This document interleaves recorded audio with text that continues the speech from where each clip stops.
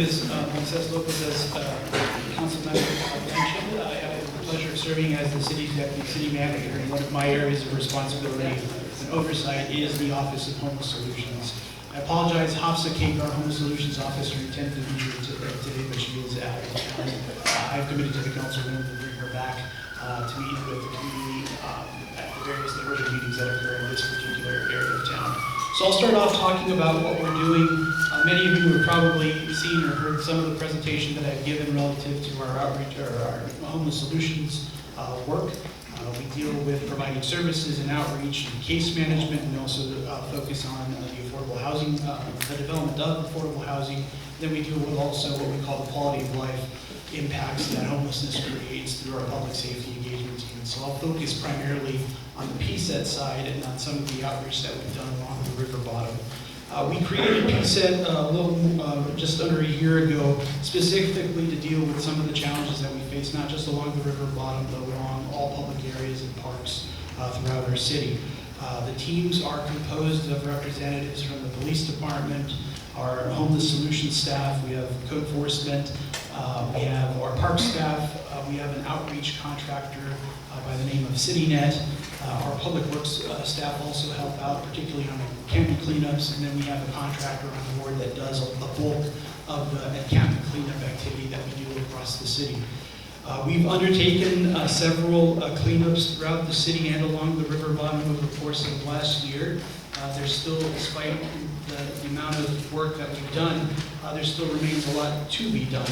So from May of 2019 through February, just yesterday as a matter of fact, we've removed approximately 367 tons of trash from public areas, including a whole lake on the west end of town, ends and arrows. We've done Fairmount Park a handful of times, and that's work that we will continue doing.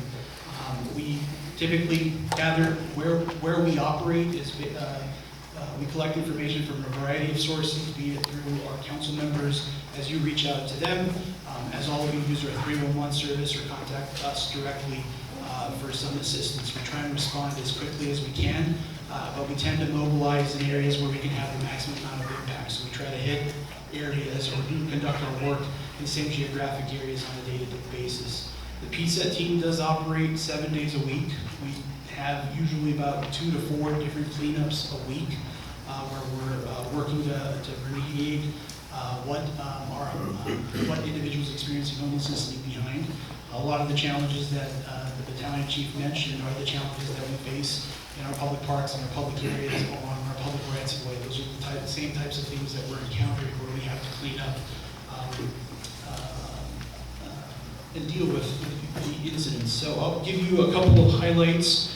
The whole lake cleanup, which we're still working on. Over the course of 4 days, we've removed about 330 tons from that particular location. That feeds into the Santa Ana River area along the west end of town. We contacted about 54 individuals prior to actually doing the cleanup. The second area behind Fairmount Park, we've conducted cleanups there on 2 separate occasions. We've removed more than 40 tons of trash for that particular area, including some of the areas where we were challenged with some fires just last year. In the last 3 months, we've hit up areas between Whole Lake and Fairmount Park along the river bottom area, on average about anywhere between 5 and 10 times per month. We do operate throughout the city, as I said, and we try to hit these areas systematically.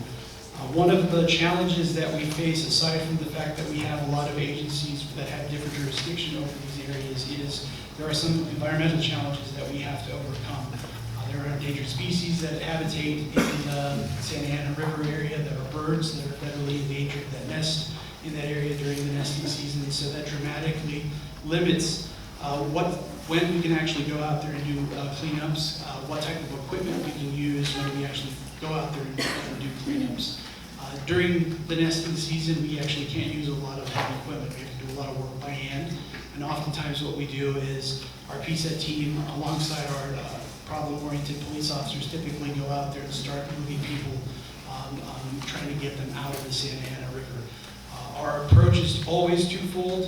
A, we know that folks shouldn't be living there. They damage the environment, they're a hazard to the neighborhoods, but by that same token, we're equally committed to providing them the assistance they need if those individuals want them. Prior to the enactment of the public safety and engagement team, we really didn't have a team that was dedicated to doing these sorts of things. We would do this more on an ad hoc basis. So while there clearly remains work to be done, particularly along the Santa Ana River, we have the team in place and the funding, thanks to the support from the Mayor and City Council, to be able to continue the program for the next couple of months through your Measure Z funding allocation.